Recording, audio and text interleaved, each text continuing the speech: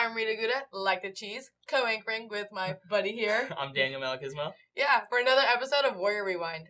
Softball played a total of 6 games this week, spread out over 3 doubleheaders starting on Tuesday. The Warriors offense came alive in the first game behind a complete game pitch from Jessica Verity, followed by a close loss in Game 2 pitched by Cheyenne Harper. Verity pitched a 7-inning shutout in the first game and came in to relieve Natalie Rendon for the final inning of Game 2. The Warriors had a total of 17 hits over the 2 games, thanks to Morgan Bellestri going 4 for 4 with a walk and Nicolette Vizcaino going 4 for 7 with an RBI and 2 runs scored. The first game was won 6-0, followed by a 5-3 loss in the second game. The softball team followed the Tuesday split against Academy of Art with another split against Cal State East Bay in the first CCAA matchup of the season. This time, Verity took the loss after pitching 6 and a third inning in a 7-1 loss. It was followed by an 8-1 victory led by Natalie Renton's pitching. However, the offense was alive again as the Warriors earned another 15 hits and stole 6 more bases.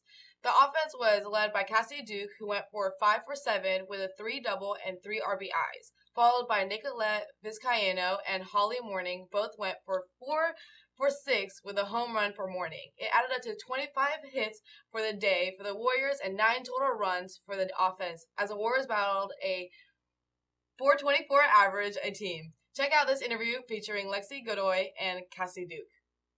Hi, Warriors. I'm here with Cassidy Duke, number 3, after that big W against CSU East Bay. Pretty sick. As a team, what changes did you make in between to improve your second game? You know, we just wanted to come out with aggressive bats and just to be the team that we know that we are and just to be aggressive. I mean, we had a lot of hits even in the first game, but we just had to score the runners that were on, and so that's what was our job to make sure. Nice. I like those improvements. Good teamwork. I like that.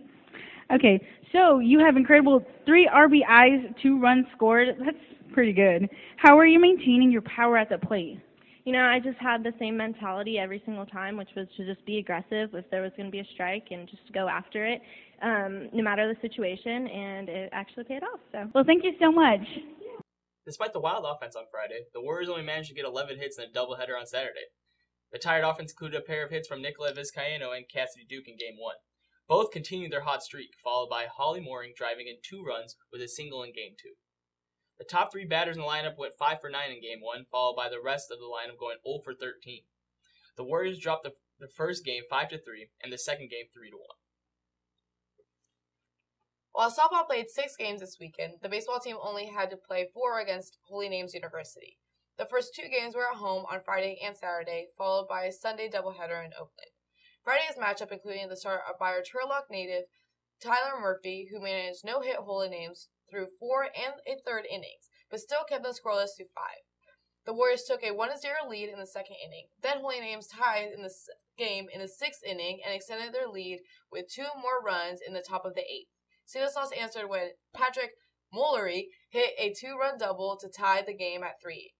Christian Kaler was the hero on Friday night as a pitched hit single drove in the winning run for the Warriors. See what he had to say to Natalie Winters after the 4-3 victory at home. All right, Warrior fans, we're here with Christian Kaler, the hero of the game.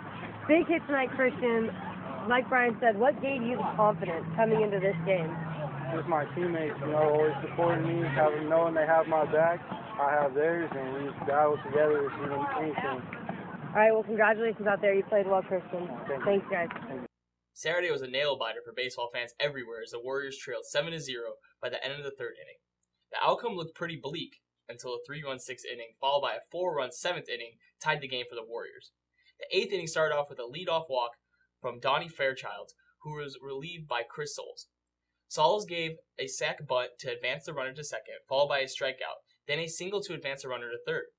And finally, a single to center field gave Holy Names the lead and decided the game. An unfortunate ending for the Warriors after a great rally. The Warriors were determined to get their revenge after that loss, and they did. Unfortunately, the revenge victory came after another close loss to Holy Names 7-6 after 11 innings in Oakland. However, the big story was David Snapp in his second game as he pitched a complete game to help the Warriors achieve a 6-1 victory to conclude the 4-game series. Snapp threw a complete 7 innings, only giving up 1 run on 4 hits. He also struck out 4 and walked 1. The Warriors were able to capitalize on 4 errors from the Hawks and scored 5 unearned runs. It was Erica Lubini for the Warriors offense, who went 2 for 3 and 3 RBIs, followed by James Heller, who went 2 for 4 with 2 runs scored and an RBI. Let's check it out with Ryan for the Warriors standout athletes of the week. Thanks, Rita. What's up, Warriors? I'm Ryan McLaughlin back with this week's segment of Warrior Standouts. This week, I chose to highlight pitcher David Snap from the men's baseball team. Snap threw a complete 7 innings last week against Holy Names University, earning his first win of the season. Here's what he had to say about their upcoming matchup against Chico State. Oh, huge. They're really highly ranked. A series win against them would be a huge momentum boost going through the rest of the season, especially with starting out them in conference. They're the best team in the conference last year, going to the World Series. They've got a lot of people returning, so it would definitely help us out. The baseball team will square off against their conference rivals starting Friday, February 20th in an early season test against last year's top team. Good luck out there, Warriors. Back to you guys. Thanks, Ryan. Tennis finally made their home debut of the season, also facing Holy Names. It was a tough match for them as they lost 7-2 overall. The 2 wins came from doubles powerhouse Jessica Stokes and Gianna Diamond, who also won their singles match. The doubles match was flawless as Stokes and Diamond went 8-0 against the Hawks. Gianna Diamond kept her flawless record as she defeated Mariel Bautista 6-4 in both sets of the singles competition. Megan Lavilla caught up with Gianna and Jessica after the match. Hi Warriors, I'm here with the doubles powerhouse here at CSU Stanislaus against Holy Names. Can you comment on your chemistry as a doubles partner? I think it's great. I love playing with Gianna. I feel like we read each other really well. Like if I hit somewhere, she's gonna be covering me no matter what, and I don't have to like worry if she's gonna be there. So I think it's really, really great. Going from an 8-0, winning your single, how did you maintain your energy through your rallies? That was actually really hard to do because she was running me a lot. So I just had to dig deep, and I always look down to my teammates, and if they're fighting, then I'm gonna fight too. So. Thank you very much. You two did wonderful, ladies, and I hope to see you in the next game. Thank you. Back to you. Thanks, Megan. We're glad to see someone out there shining light on the tennis team. But before we get to women's basketball team, let's check in with Ewell for an update on track. Hey Warriors, I'm Ewell, and I'm back to give you the latest updates on the track team.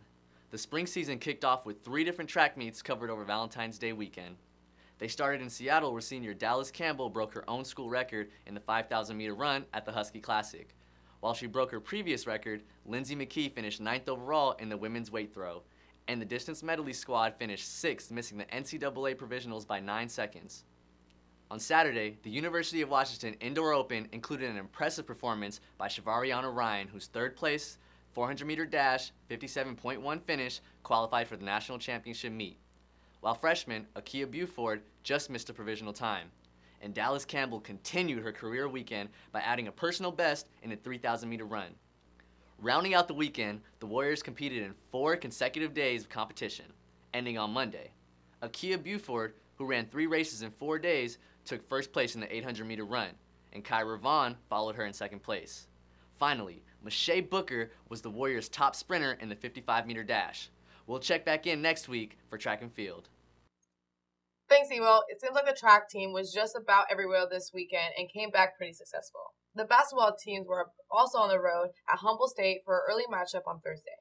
Riley Holiday matched her career high in scoring, but it was not enough as the Warriors fell to top-tier Humboldt State 85-62. The Lumberjacks are ranked 25th, and they remain in the 1st place in the CCAA. Holiday finished with 8 free throws and 3 block shots to conclude with 18 points, followed by Camille Roberts with 10 points and Erica Larson with 9, 5 coming from the free throw line. The men had just about the same luck against Humboldt State as they took a devastating blow to their 3rd place ranking this weekend. The loss against Humboldt State set the Warriors back by 3 games behind 1st place Chico State, who won its 10th straight game. It was bad offensively for the Warriors as they scored less than 60 points for their 5th time in the last 7 games. In the end, Shea Matelli led the Warriors with 15 points, going 6 for 6 for shooting, while the rest of the team shot a poor 17 for 47. After traveling over 1,400 miles over the weekend via bus, the Warriors faced San Bernardino on Saturday night. The Warriors held the 17-5 Coyotes to a close game with a score of 60-59 points led by the Warriors. However, it ended with a 3-pointer from San Bernardino Chelsea Austin with 18 seconds left.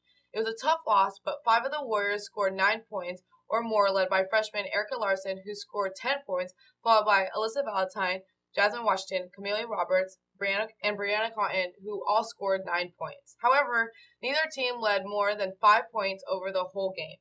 And the close score gave San Bernardino the victory 62-60. With the opportunity to gain ground versus Cal State San Bernardino in the conference standings, the Warriors dropped Saturday night's game with an overtime loss. The Warriors had a strong second half and overcame a 10-point deficit to send the game to overtime. Tyler Barber led the Warriors with 17 points, followed by Shea Mattelli with 10 points and 7 assists. And our big man, Wesley Bartol, rounded out the game with 10 rebounds. Saturday's game resulted in a two-way tie for conference standings with Cal Poly Pomona and Chico State, followed by Humboldt State, San Bernardino, UC San Diego, and our Warriors, who are all tied for 11-7. Those are the top 6 teams fighting for the spot in the conference tournament. This year's Warriors, it's okay, they drop a few games on the road, but they can pick it up this weekend. They're having a game on Friday and Saturday. 2 good wins, maybe, a couple losses from other teams. They can put their way back into this tournament. Definitely, and, we look forward to it, and we hope, our students go out there and support. Yeah, of course. Well, thank you, guys. This is another episode of Warrior Rewind. I'm Daniel Malagisma. And I'm Rita Guda. Have a good one, guys.